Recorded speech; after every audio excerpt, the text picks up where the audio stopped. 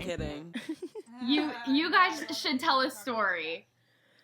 Okay, well, Go ahead. okay, so, today I got dropped off at Madison's house, to, like, record the episode.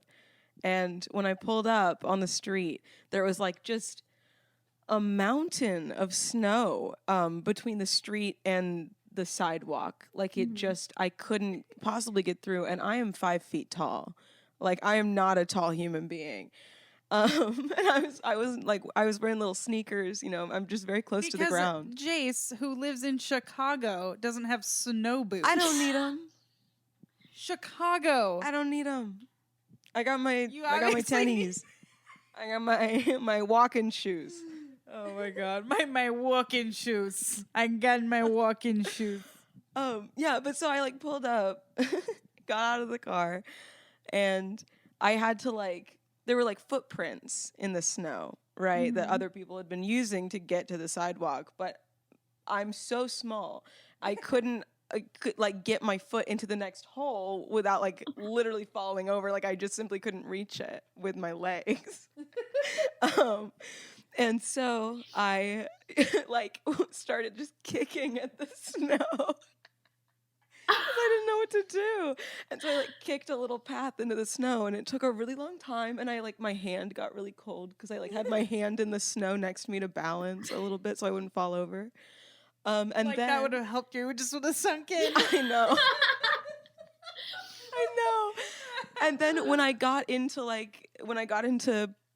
the front part of the building, I had to like my pants were cuffed, right? Because I'm gay. And and so I unrolled my pants, and like I had to like get a bunch of snow out of the cuffs of my pants because it was just, I was buried in the snow. And that is my story. Welcome to Your Kidding. Oh my god. It is a podcast about nothing. Yes, we are under the influence. No, we don't know what we're talking about. Oh wait, we can't say that. We should start. We should do a different. We know intro. we can say it. We'll just this time we're not actually under the. That's our usual intro. But should we change the whole intro? No, I don't think so. Okay. I think we're just talking about this week. We are having a special sober episode. Yes, a clean episode, if you will. We didn't introduce ourselves, but yeah, there's no alcohol. We're not, and we're also not going to be cussing today. My name is Maddison, and my pronouns are she, her. And my name is Jayce, and my pronouns are they, them. And today we have a very, very special guest. We have our first celebrity on the podcast. It's not Jerry Trainer, but it is someone equally as important. Correct. And that is, drumroll please, Bethsimps from TikTok. Please introduce yourself, your name and pronouns. Hi, yeah, I'm Bethany Simpson. My pronouns are she, her, hers. Yup. Okay, we are big fans of Bethany. Yes, Bethany has this podcast 570.3K followers on TikTok. It's very impressive. Yeah, and it built them up pretty quickly too. Yeah, the queen of POVs. Queen of POVs. Put a finger down, champion. Jade East, we have here today with us, Liz Gillies. And usually we do a little, what are you drinking? So today we are drinking chocolate milk in honor of Bethany's, what is it called? The drinking games, TikToks, but you have to drink chocolate milk. So we have chocolate milk. Yay! I tried to get the Oberweis chocolate milk and they were out of it. So we only have this, Kemp's Select. Alrighty. Oberweis is but it was superior. It is. Definitely. Agree. I also looked for Nesquik and they didn't have it. So sad. Worst day ever. But what are you drinking? I really tried to get some chocolate milk for this. I really tried my hardest. But we had to settle for something close, which is the Dunkin' iced coffee. And it's the mocha flavor though. So it tastes like chocolate milk, but it gives you the kick of the kick of coffee with it. I like to think of a mocha as like adult chocolate milk. So yeah, it's the best of both worlds. One could. It say. really is. It really is. I one upped you guys. I mean, you do get the limo out front. Ooh, ooh. Ooh, Oh my god. Okay, so how these guest episodes work if you are new here. Oh, okay. So, We can explain it. Sorry. Usually, every episode Jayce or I comes and we tell the other person about something. Literally anything at all. Anything at all. Podcast about nothing. So exactly. So for our guest episodes, we have our guests come in and decide what they want to talk about. So what did you want to talk about, Bethany? I want to talk about TikTok. Yup, and we are so glad for it. Yep. Because I love TikTok and I cannot wait to talk about your TikToks. Oh my god. There is so much. Is there anywhere you want to start?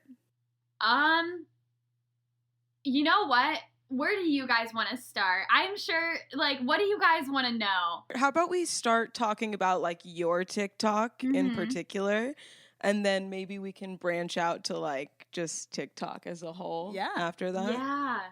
Yeah. So I started my TikTok in super early quarantine, last week of March, I think. And I was, oh my gosh, I was so against TikTok. I remember being in solo performance class with Stephanie Shaw, and everyone was talking about TikTok one day. It was back in February of last year. And I was just I'll tell you one thing I will never do is download that app. I was Musically is so cringe. And I was TikTok is probably so cringy and just so weird. And I'd seen cringe compilations on YouTube and everything. Yep. I was so against it. Oh my gosh. I was I will never do that. And then when quarantine started, I joked. I was wouldn't it be funny? Just because I'm bored right now. If I did. And the first day, we found out school was canceled, I went to Flaco's Tacos because it was right when school closed. I went to Flaco's Tacos for their classic $2 sangrias that they have on Tuesdays or something. Hell yeah. I mean, yay. Yeah. I mean, what is a sangria? No, I've never heard of it. I went there with a couple of my friends because we were school's canceled, the world's ending, blah blah blah. And we were just sipping on the sangrias. And I was you know what? I'm gonna manifest right now. I'm just gonna get famous on TikTok. I was I don't I give up everything. The world is literally ending. There is an apocalypse coming. We just got back from Target or something, and there was no toilet paper. And so I was I don't know what else to do. So I manifested it right there in a Flaco's Tacos, and then I started it. But obviously I didn't start it with the intent to get famous as much as I was joking about it. I just posted videos for fun. I remember when I first downloaded it and when I first started creating videos, waking up in the morning so excited because I would go to sleep the night before with all of these ideas of what to film and stuff, just because the most randomest things can go viral. So I just I started a notes thing on my phone, and then I would start making so many videos and posting every day. My first video to go viral was a drinking game for the iconic movie The Kissing Booth. Yes. I love a dumb movie. I love it. It's so good. And I've since remade the game a couple of times, and sure enough, it goes viral every time without question. It's still to this day one of my remakes of it is my most liked and most viewed video on TikTok with almost 4 million views and 850,000 likes, I think, is my most liked video. And it's me and my friend Hannah remaking my original Kissing Booth video. Yeah, so that's crazy. And then I did a drinking game for just about every movie imaginable. And that's where I coined the phrase, if you're underage, use chocolate milk. But at the time, most of my followers weren't underage. Like, the first audience, like, following I gained was, like, people who could drink, which is why I did drinking games. And I literally just continue with that. I did some Harry Potter things. I was really into Harry Potter at the beginning of quarantine. Just because TikTok kind of revived that entire franchise for a lot of people. You know? Yeah, like with Twilight. Yeah, with Twilight too.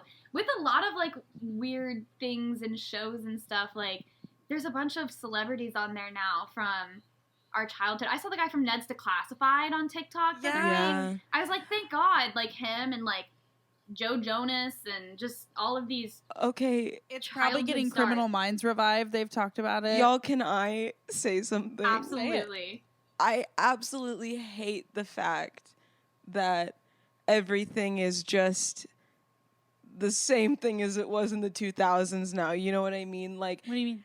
Like, iCarly reboot. Oh, now all of the Sweet Life of Zach and Cody people are doing videos with each other on TikTok. And it's just like, y'all. I like it. For me, I hate it. I know, and I know you two like it, and I respect that. But I just absolutely despise the fact that that's happening right now. It just gives me, like, a warm... I love a Kim Rhodes telling me... Oh, the Kim Rhodes... Madison and I sending those videos back and forth. And Kim Rhodes were like, look, it's Carrie. Oh my God, Carrie. And she was on Supernatural. Oh That's my really gosh. funny. Yeah, I just think love that, it. like, my least favorite thing is nostalgia culture. I have to say. But I do see live why you off like of that. I will tell you one thing I did hate, though, was hearing that they were going to reboot Gossip Girl. Did you hear about that? Yeah, I did hear about that. I don't have an opinion on this because I didn't watch it, but Jayce just watched the whole thing, so. What did you think? Okay, well, here's the thing. I, like, secretly I do love Gossip Girl a lot. Like, a lot. But I don't know. I don't think the reboot's going to be good. I don't think I the heard reboot that is it good. was I don't going to like be a more reboot. diverse, though. Maybe that'll be Yeah, I mean, they have, like, interesting. they just cast a few more people of color, but it's the same character dynamics from what I've seen and stuff like that. And, like, it was more of, like, I mean, of course, the casting was a problem, but the content of it was also a problem. Yeah. You know what I mean? Yeah. So I just don't know what they're going to do to make this one okay, you know? Gossip Girl is just such an early 2000s show. Like, it's based off of a blog. You know, like, blogging isn't as big now as it was back in the early 2000s. So I'm so interested to see, like, how... Well, do you think it's just going to be like Twitter? Yeah, it'll probably just turn into a different form of social media, honestly. Yeah. I don't know. It's a TikTok. Oh my God. What if it's like a video app? That would be so funny. Oh my God. They should have reached out to you. You They could have been on should Gossip have. Girl. Mhm. Oh my God. I would have been down.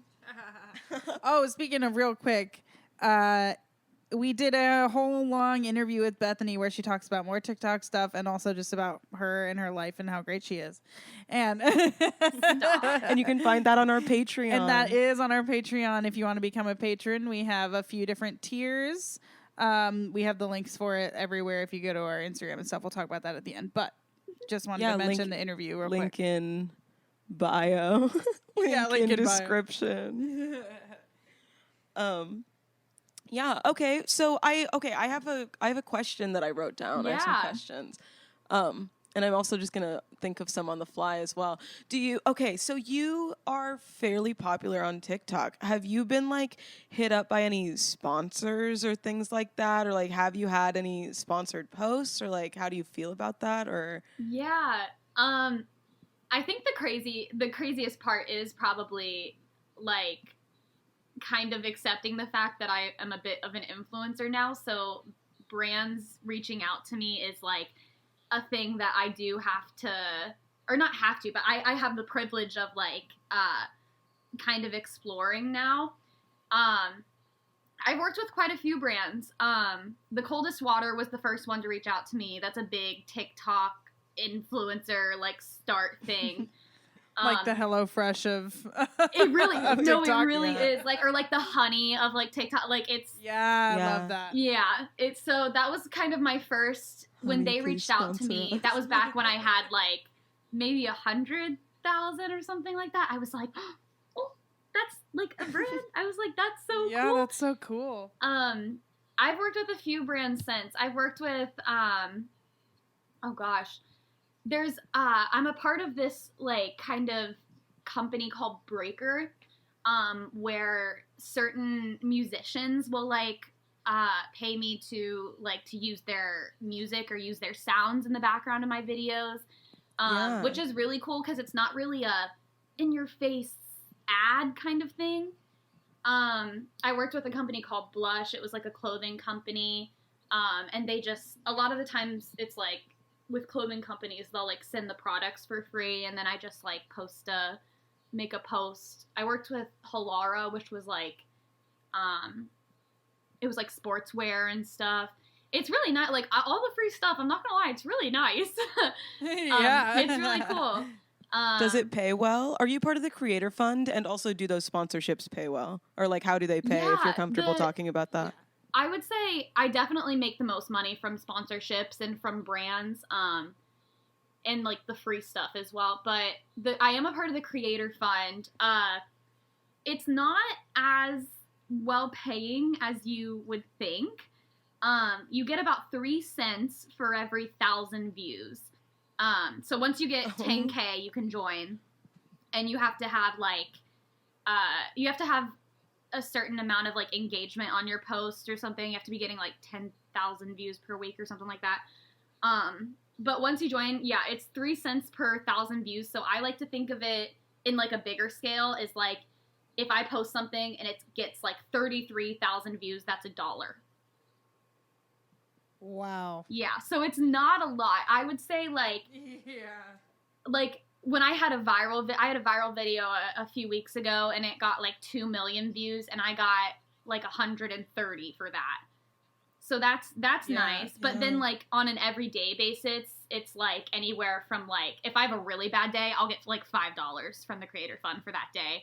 And if I have like a really good day, it'll be like 50 or something. Yeah. So it really depends on the day. It depends on what videos are doing well. But the nice thing is, like, if I'm getting views on old videos, those still count towards that day in the creator fund. That's nice for sure. That's cool. Yeah. That's so interesting. I never really knew how that worked. Thank you for telling us about that. Yeah, it's fascinating. It's really crazy. There's also a TikTok marketplace. But I've only ever done one thing through the marketplace, and that like connects you with different brands and stuff.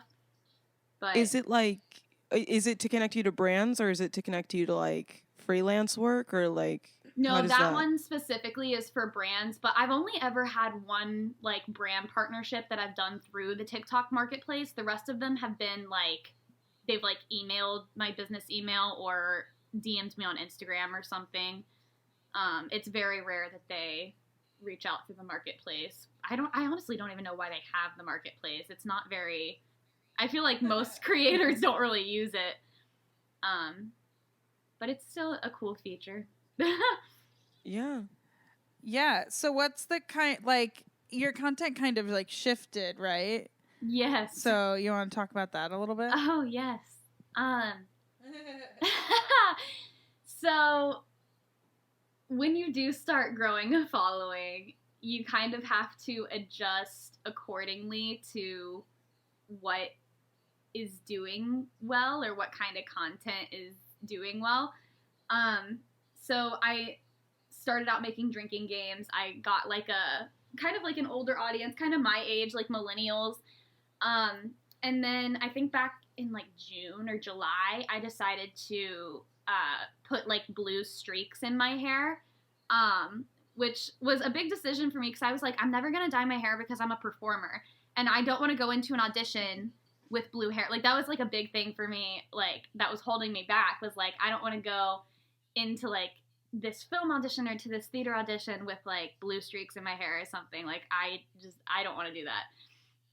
So since I was like, oh, I don't have to worry about auditions and stuff, I put the streaks in my hair, and then out of nowhere, I started getting all of these comments saying I looked like Jade West from Victoria's. So, I mean, when people say stuff like that on TikTok, like you just run with it. So I started creating content centered around that, using like audios or recreating like certain iconic lines and stuff, and they started doing really well. So you kind of like just basic marketing, like you have to, when stuff like that does well, and if you're in the creator fund and you're making money off of these views, you just got to keep doing it. So yeah, I would have done the same thing. Yeah, so I totally ran with it. The thing that really gets me is the impression videos I used to do. I don't think a single one of them is good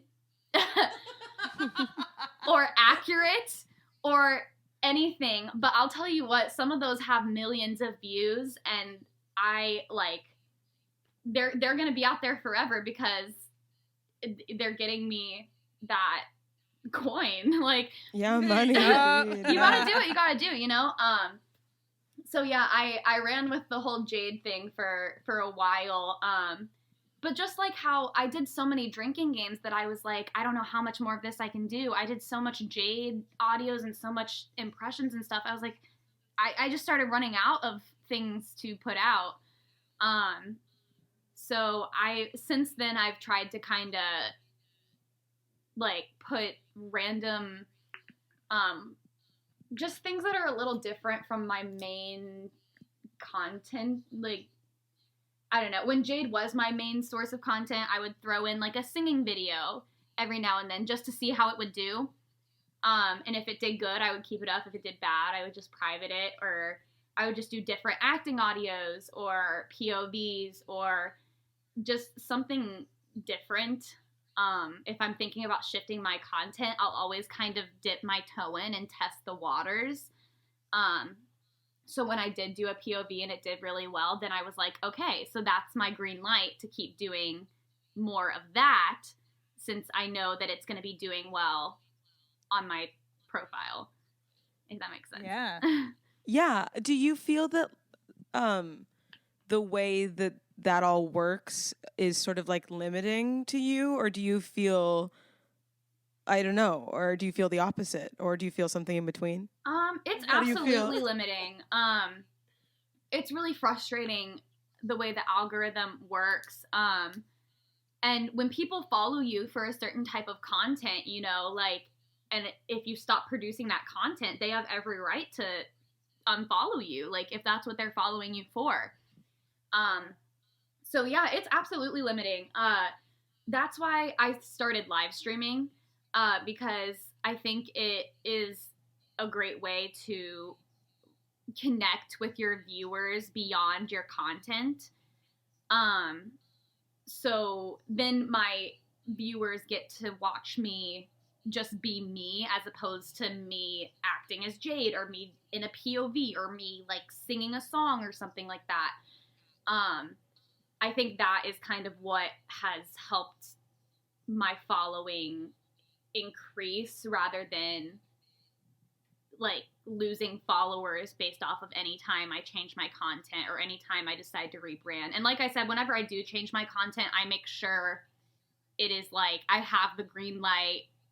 My page is still gonna do well if I do stop doing like something that I am super used to doing, like drinking games or like the Jade stuff, or even like the POVs whenever I decide to switch gears from that as well.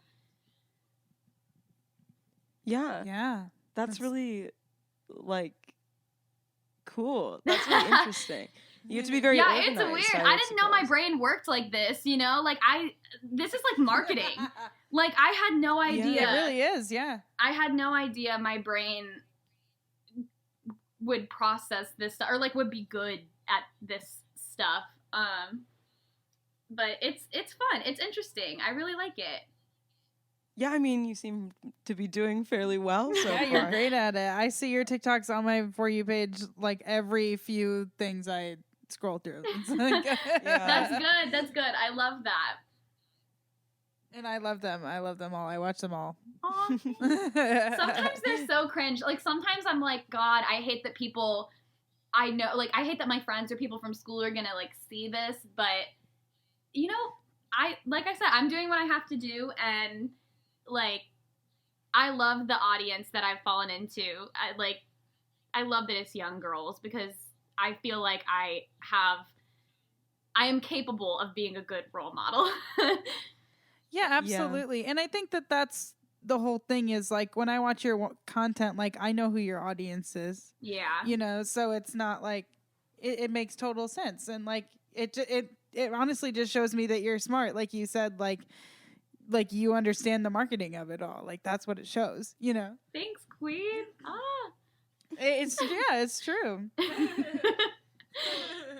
If there was a world in which you weren't sort of like limited to this sort of like niche sort of style on TikTok, what kind of content do you think you'd be making?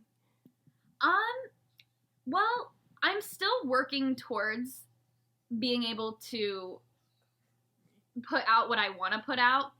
But I think in order to do that, I have to fully have an audience that is following me for me and not for my content, which is really hard to work towards. Like, you have to be, like, up in the millions on millions of followers to be able to post what you want.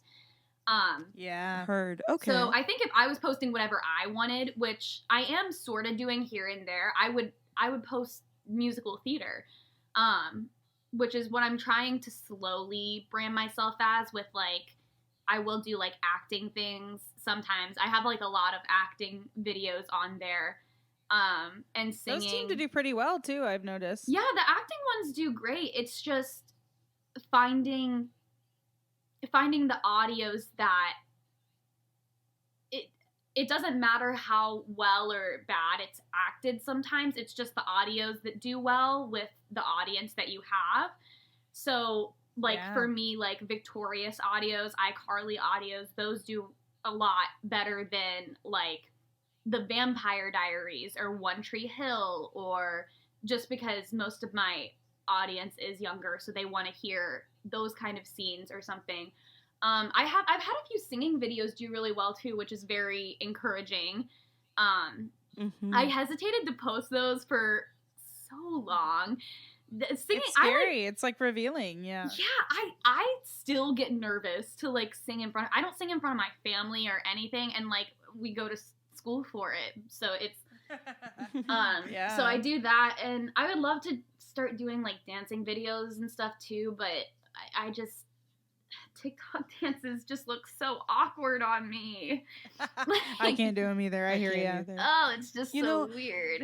Well, the other day, Madison and I were, like, looking at your TikTok, and we were looking at one of the singing ones, and all of the comments on it were just, like, so abundantly positive. Oh, yeah. And then Madison was like, check this out. And then we saw how many fan accounts you have. I typed in just your name, and I was like, look at this. And I just scrolled through, and it's just pictures of you and, like, fan accounts of you. And I was like, this is crazy that we know her. It's, like, absolutely wild. So I would love to hear you speak on that a little bit. Yeah, is that, like, so crazy to see? I forgot that we talked about that. Yeah, that is mad.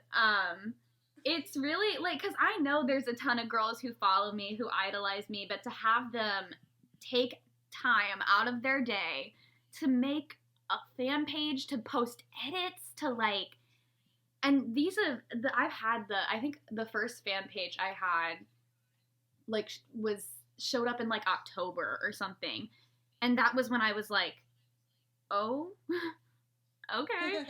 And then sometimes I'll just, like, be going live, and they'll just, like, pop up out of nowhere, like, in my live. They'll be like, hi, I'm new to your fandom. I'm like, I have a fandom? Like, yeah, that's, oh my gosh, wow. It's, oh my God, it's insane.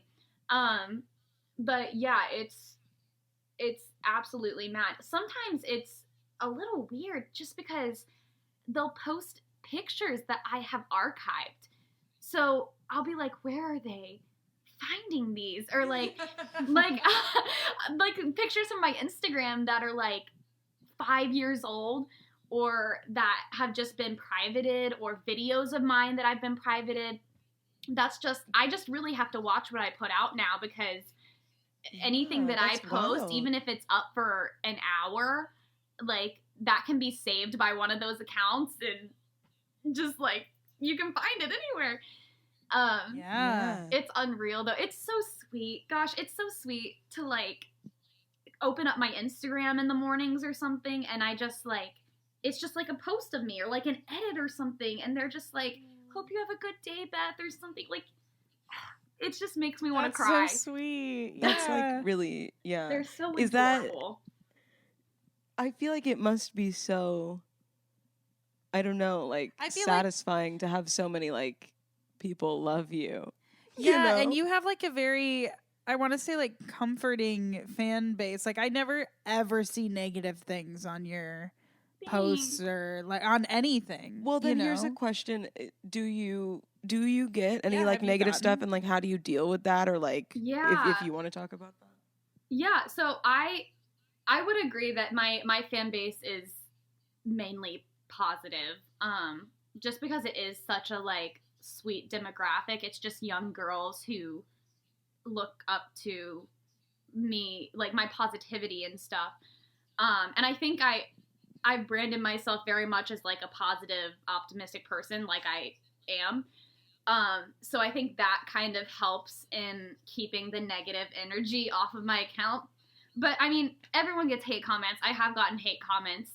A lot of them are about either my yellow teeth or my large forehead. Oh my god, Those that are the is ones- evil. I know. That is But evil. That is. I mean, they don't get to, like, I mean, I don't care. Like, the thing is, like like, everyone's gonna have something to say. I That's, know, you know, like, yeah. everyone's teeth is yellow, like, or a little yellow, and, like, everyone, like, it's a forehead. Like, I don't know. Yeah. yeah, like it's There's, you know, like, who that's cares? that's just finding, like, the tiniest dumb things to tear They're apart just about a mad because person. you look like Liz Gillies and Liz Gillies is hot. So Yeah, they're yeah, mad. That's literally. all. So I don't, there was one hate comment that made me a little upset one day, and it was because someone said something like, it was on one of my singing videos about, someone was like, I just know she's the weird kid at art school or something that no one talks to, and like that's First why of all, she's famous. It is art school. We are all the weird kid. That's what I was like, Yeah. first off. Yeah. So that was the only one that I was like, ooh, go away with that. But yeah, I mean, Yeah. I think as actors, we already have thick skin, so we're used to criticism. We're used to hate. Not that we get that much hate in our career, but Yeah, like it's just, I feel like we know how to deal with it better than the average person. So I feel, Yeah, that's like what all of our classes are. but I feel definitely cut out for that. Took a little break and we're back. Yeah. And we're diving back in. So I guess during the break, Mm-hmm. Madison and I took a little look at your YouTube channel Oh that my you gosh. just started. Your first, so I would like to address this. Your first video titled XOXO Beth. I would like to harken back to our Gossip Girl conversation. Wait, was that in the Patreon? I don't know, but I would like to point out that, that Beth has sort of renounced Gossip Girl and I now did. is titling her video. I did. That is it. And I'll say it I again, didn't- marketing. I don't. I really did not mean for that to be a thing. The end of my video is so, and everyone's been commenting on it too. I like all of my friends and stuff have been like, Bethany, really? Like, why did you say it? Like, why did you say that? And I was like, I don't know. But I left it in the video because it was funny. I think it's funny. No, we love it. We love it. I'm just pulling your leg a little bit. I think it's great. Oh, yeah. Yeah. I'm excited for you, like, starting to do that, you know? Yeah. And, like, and it's not, I don't think it's not that difficult to get monetized on YouTube. So I am excited for that journey as well. And maybe YouTube will like allow me to produce more of the type of content that I am wanting to produce myself rather than like what I think other people want to see. So Yeah, that's exactly what we were going to ask about. Like what do you want to do the most on there? Yeah, so I have a video. I think I'm going to try and post every Thursday. I have a video going up next week that's like an art school Q&A. So the first one was kind of just like frequently asked questions. Next week is going to be like specifically for art school, that I filmed with a couple of other Columbia students that were in like different departments. And then I want to do, cool. I don't know. I feel like it'd be fun to just like vlog, honestly. I want to do like my top 10 TikTokers, or like reacting to my favorite TikToks, or just stuff like that to ease myself into it. And then I don't know, like filming a YouTube video when your main platform is not YouTube is weird, because you can kind of do anything you want. You don't have to, it's like on TikTok, I am kind of in that one niche that I can't really escape. But on YouTube, if people come from my TikTok to my YouTube, then they're absolutely just there for me. So I can really put out, like, I can put out a day in my life, or like, I want to do one where I kind of like, if I get permission from the school, where I kind of give a tour of like some of our buildings in Columbia and stuff. I want to do ones where Jacob and I want to do one where we go to Chinatown and get a bunch of candies from this one shop that are like, they're just like Japanese, Chinese, like Asian candies. And we want to just like try all of them because they're all so like odd. So yeah, I have a lot of ideas for it, and it's nice to have something to focus on that's not like the 15-second videos that I always post. So I'm excited for it. Speaking of those, what is like your favorite kind, to go back to TikTok for a moment? I know YouTube. I feel like those ideas would work very well for what YouTube is doing right now. But to go back to TikTok, what is your favorite kind of like video to make? So are you a POV type of girl, or do you like a put a finger down challenge, or do you like, what's the most fun for you? I think the most fun to make are probably I'll say the most fun to post. I love when I post a singing video and it does well. Something about that is so fulfilling. But most of the time, my singing videos are stuff that I like have pre-recorded, or like I've recorded for class that I just post. So I guess that's not like me sitting down to film something. The POVs are a pain to film, I'm not gonna lie, but they're also a pain to edit. But at least since I put in all that effort to making them and to editing them, when I put them out, I feel like I actually deserve the love I'm getting on them, as opposed to like if I mouth an audio for 15 seconds and it gets like hundreds of thousands of views, I'm like, I didn't deserve that. Like that took 10 seconds out of my day and now I'm making money. So I do like POVs more in the light of like, I'm putting in the work and I'm getting the love I deserve on those videos. But my most favorite to post and film is probably singing.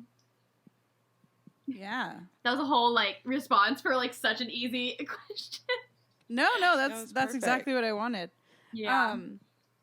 And kind of going off of that, so your For You page, what does it look like? Like, what side of TikTok are you on? And is it stuff that, like, because of the things that you put out, is that what your For You page looks like? Or is it totally, yeah.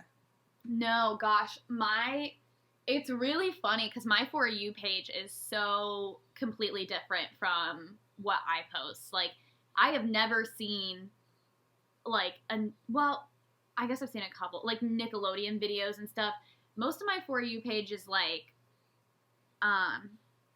Twilight. I was on Draco TikTok during the summer. Yeah. I was very deep in Draco TikTok. It's, what else? A lot of, like, I don't know. I never get any POVs on my For You page. I never get any, like, acting videos, really. It's a lot of, like, weird, random. I would like to think I'm on gay TikTok, but sometimes I feel like I slip into straight territory a little bit, and I'm like, ooh, okay. That's scary, yeah. But I know that's ironic, because, like, my content is all straight TikTok, but, like, sometimes people will comment on my things. They'll be like, oh, I made it to straight TikTok again. I'm like, trust me, you are not on straight TikTok. Like, I don't know how to tell you. Yeah, but it's my For You page is definitely very different than my own page, which is funny.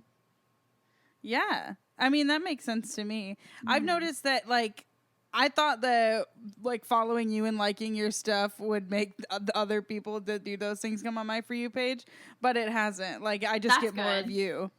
That's good.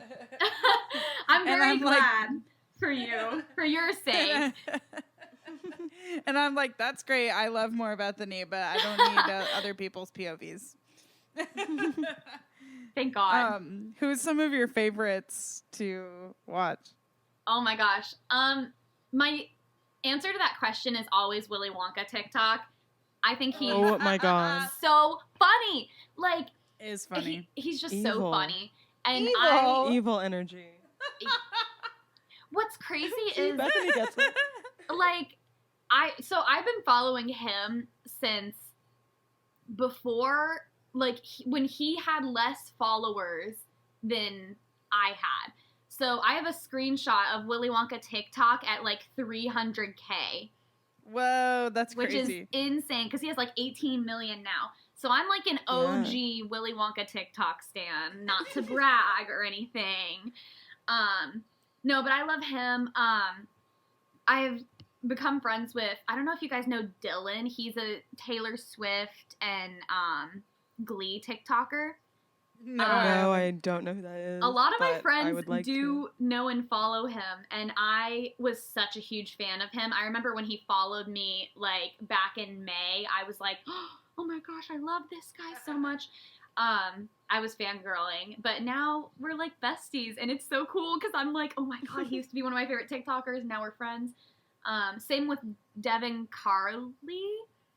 He has, like, 3 million, and he does POVs. I think I know who that is. Yeah. Maybe if I saw. He's the guy who has the iconic, like, the one where he, like, turns towards the camera and he starts crying because it's like his wife is coming down the aisle. Oh my God, you know what? I do know who that is. That is so funny. I love him. Wait, He's so funny. yes, I also, Yeah. yes. And Yes. you can Yeah, tell, funny. Exactly like, who that is. he has the same sort of issue I do, where we kind of fell into a certain age demographic that we can't escape, even though we're both very woke and not POV people. That's just what we're gonna keep doing because it's what does well. Was he the one who had all that TikTok business with that one TikTok girl, and then they were in that, like, little...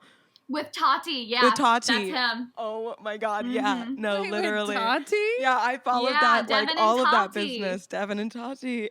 Yeah. It's like this TikTok couple. I'll have to get into it. I was on straight TikTok for a little bit. I will say that is straight TikTok, but I was on it and I followed all of their content for like a minute. I'm not even kidding. Yeah, he, like, flew her out to LA and everything. They like met up. Mm-hmm. So he got most of his start from that. Yeah, Yeah. they got like a huge following from it. Both of them did. Whoa, that's Yeah. crazy. Yeah. So when he followed me back, I actually freaked out, and then I interned for his wild. business for a while. So now I'm in, like, all these group chats with him What? and stuff, and I'm like, I'm scared to, like, talk to him. Crazy bad. But yeah, That's it's crazy. so cool. Oh my God. It's crazy. I talked to his manager, though. His name is Brennan. He's super sweet. So that's cool. I love him, That's but sick. I've never talked one-on-one to Devin. I would love to, though. Collab with him one day. That's Yeah, wild though. that'd be I know. so cool. Yeah. Crazy. Wow. But I love him, too. I Yeah. love I know this isn't about me, but I just want to say it. No, say it.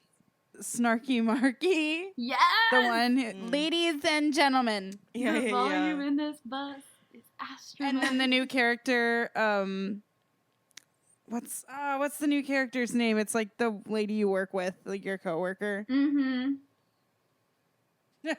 I don't know, but it's really funny. There was this one guy who did a word of the Phineas and Ferb theme song every day for like 150 days or like something crazy like that. He was my favorite for a while because I would go to his page every day, and he did it like he started at the end. So the first video where he starts it, it's just him sitting through the whole song, and then he's like, "Aw." That is such a good idea. Wow. It's my favorite video ever is when like he finally finished the chain. Oh gosh. Yeah, I love that guy.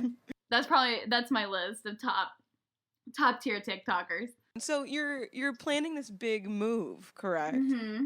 To LA. So exciting. Yeah. And so we've sort of talked today about how your musical theater content is sort of like your favorite stuff to do. And I mean, like, you went to school, right? We all sort of went to school for musical theater. Not sort of, we did. Yeah, so we've all done this sort of thing. Or not sort of, this definite thing. Are you going to be, like, auditioning for musical theater in LA? Or, like, what are you thinking of doing content or just, like, life-wise, in LA? Actually, that's a great question. Thank you. So I was absolutely planning to move to New York post-graduation, up until the beginning of quarantine. I started planning the move to LA before the TikTok thing happened.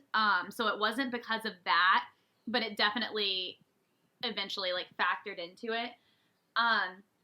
So my main like deciding factor in like switching gears and stuff was I just have been super burnt out on musical theater.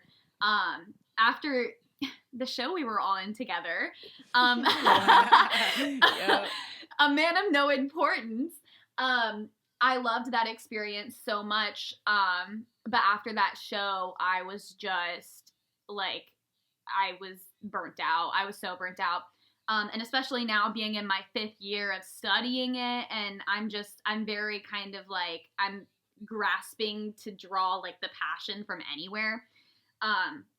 So I wasn't sure that I wanted to put all of my eggs in the musical theater basket. I still am not sure of that. Which is why I switched from New York to LA, was because going to New York is like, okay, I'm auditioning for theater. I'm auditioning for Broadway. I'm auditioning for off-Broadway and tours and stuff.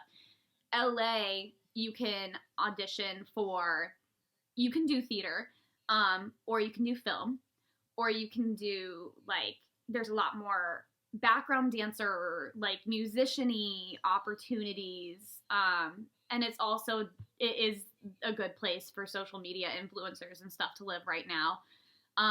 So LA it is the right choice, because it allows me to kind of further explore those options and see, like, if theater is the track that I really want to go down, because I know it makes me happy, but I don't want to, like, keep pushing myself to do something that is burning me out and that, like, I have to constantly fight to find enjoyment in nowadays. So yeah, I guess to answer the question,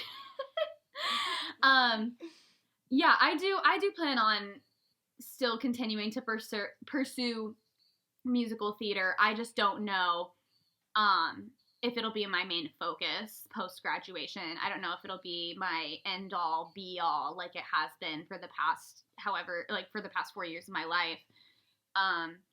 Especially because the social media opportunity, like, it does kind of open a lot of doors in the film acting industry. Mm-hmm. And I'm excited to see, I'm taking a class on that this semester and I'm really enjoying it. So I'm excited to see and audition for things maybe in that realm. It's always been my dream to be like a backup dancer in like a major motion picture. Like one of the people in La La Land who's like dancing in the background to Another Day of Sun. I want to do that so bad. You'd be great at that too. Yeah, literally. I would love that. Yeah, so LA, there's so many more opportunities for exploration is the bottom line. Yeah, I think that's going to be good for you. Yeah. And that's so true that it's like you're really going to be able to like dip your foot in everywhere to, you know, figure out where you want to be. It's so hard right now, like trying to get into theater, like you said, like because it doesn't really like in Zoom theater is not really the same and like, you know, all that stuff. So it's hard to like, but by the time you get like really settled in there, you know, all the vaccines will be out and probably real things will start kind of happening. And that's really exciting. Yeah, I'm super excited. I feel like I'm choosing a major all over again. Yeah. I really do. I'm like, oh, should I go for dance or musical theater or marketing or like what should I do? But it's like not a major, it's just life. Yeah, I mean, I think you, if anything, you benefit from having all of those things on your tool belt, you know? So, yeah. 100%. Yeah. Okay, this is a question that I'm dying to ask you. So I've noticed that you've done some other interviews, and I would like to know: are we the best that you've interviewed with so far? Oh, absolutely, 100%. Okay, good to know. Are you just saying that to be nice, or are you being honest? No. Newsflash: Bethsimps is a liar. No, I am not at all biased because I know you guys, but this has absolutely been my favorite. And I mean, I'm just so much more comfortable like with you two, just talking to people I'm familiar with, and like I know we were all in a show. Like we're bonded. We're bonded. So like right before like everything ended too. Like I know. You know, it was like maybe a month before or something like that. No. Or was it no? further? Because I was in Mr. Burns when COVID hit. It was the semester before. Oh, yeah. Okay. But still pretty close. It's so it was still like November it makes before me COVID. like it makes me sad thinking that was the last opportunity I like will get to perform for a while. You know, like because I don't know the next time I'm gonna like that we're gonna be able to be on stage, but like in addition to that, like when I'm gonna want to be on stage or something. So like looking back on like that show and that experience, it's like really, really special. It's extra special to me. Yeah, and there was just so many like cool people working on it too. That like, oh gosh, to be able to like close out like my college experience, like musical theater experience with that show, who I knew. I went in knowing every single person in the cast, like in some capacity. And then for like my two best friends to be my brother and my boyfriend, like in the show was just, it was just so good. I love that show. yeah. And on top of that, it was the first show that was directed by Jermaine, which was like really cool to be a part of, like his first like at Columbia. And like not to toot our own horn, but it was really good. Yeah, it was kind of good. Yeah. Yeah. It was really good. Yeah. Like, I'll say it. Jermaine, him and Justin Brill, in our senior workshop class, they call me Bethsimps. Like, if I raise my hand, or if I'm like, I'll go first or something, they're like, thanks, Bethsimps, or something. And I'm like, like, don't. Oh, my God. I love them. Yeah. Jermaine's like, I don't even do so the TikTok, but I'm going to call you that, too. And I was like, okay. The TikTok. I don't do the fun. TikTok. That's so funny. I know that they say it just like that. It's hilarious. And you did... What did you do for your... Do you want to talk about your thesis? I feel like I wanted to talk about mine so much, and I never got to, so I want you to talk about yours. I mean, senior thesis was... God, it was hard this year because it's online. And... Explain, like, what they have you do. Okay, so, yeah, so senior thesis... And then, like, what you did, yeah. For our, like, senior year... as a musical theater BFA, we have to basically pick a show and like splice the show, the best parts of the show. Oh, pick a show, pick a character, and splice the best parts of that show and that character into like 10 minutes. So mine was Mean Girls, which you also did. I did, yeah. Right? That was one of mine. But that wasn't your main one. Was it? Yeah, my main one was Lizzie, and then Gina and I like shared. I kind of was like a one on two. Like I did Lizzie with Bree, and then I did Mean Girls with Gina. Okay, yeah. So I did Janice in Mean Girls, and it. The funny thing about Thesis was our final draft was due the week that Jacob and I had COVID. Oh no! Yeah. And Jacob was the Damien, like, to my Janice. So, and I had Christina be Katie, but I had her, like, send her parts separately, so we didn't have to meet in person or anything. But yeah, Jacob and I had COVID, and there were all of these different scenes that we got notes on that we wanted to change and everything.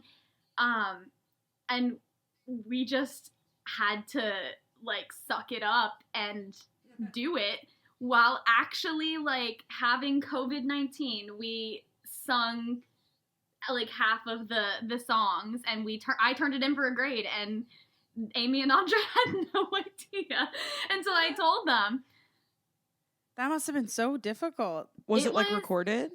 Yeah, it was recorded. So, I mean, I did let them know. I was like, I am gonna take, it's gonna be like half and half. It's gonna be half from the first draft, and then the parts that I really needed to redo, or I had a bunch of notes on, Jacob and I redid while we were sick.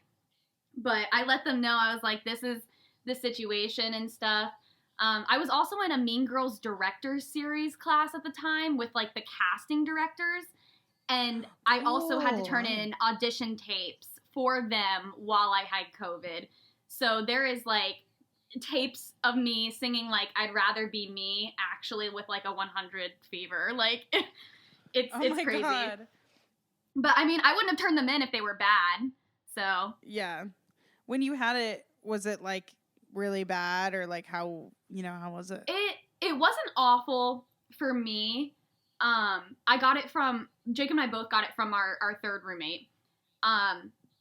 So it was, like, out of our control, like, when he told us he tested positive, we were like, there's no way we're gonna avoid this. Not get it, right. Jacob and him, our other roommate, I think they had it a lot worse than I did, because I had, like, a stuffy nose, and then I lost my taste. Those were my two, like, big symptoms. Jacob and our other roommate had, like, a fever, a cough, fatigue, like, shortness of breath. Like, they had, like, all of the, like, a long list of bad things, and then I was just kind of, like, super congested and stuff. The loss of taste thing was freaky, though. It was real weird. Yeah, and I've heard it can, like, last, like, a long time, too. Yeah, even you don't have it. Did you ever get your taste back? I did. Yeah, it took a while, though. Like, when I knew I wasn't sick anymore, because I was like, I feel fine, I'm good, it's been 2 weeks, I quarantined, I still couldn't taste. I remember so specifically, like, eating a cheeseburger, like, from McDonald's, and I know what that tastes like, so, like, my brain is like, I know what this should taste like, and I can taste kind of, like, the consistency of it almost. Like, I can taste that it's bread, but it has no flavor to it. So that's so strange. It was so freaky. Weird. It's so weird. But yeah, thankfully, I was scared that was gonna be a thing for, like, months, because I've heard just, like, awful stories of people not regaining their taste. Yeah. So it was real discouraging. I, like, just didn't eat much for those few weeks, because I was like, what's the point in eating if you can't taste it? Did you have anything else? No, I mean, those were all the questions I've written down. Is there anything else you would like to say or like talk about? Do you have anything? Oh gosh. Like, No, is there I something don't that know. you're like, oh, I've been meaning to tell someone about this,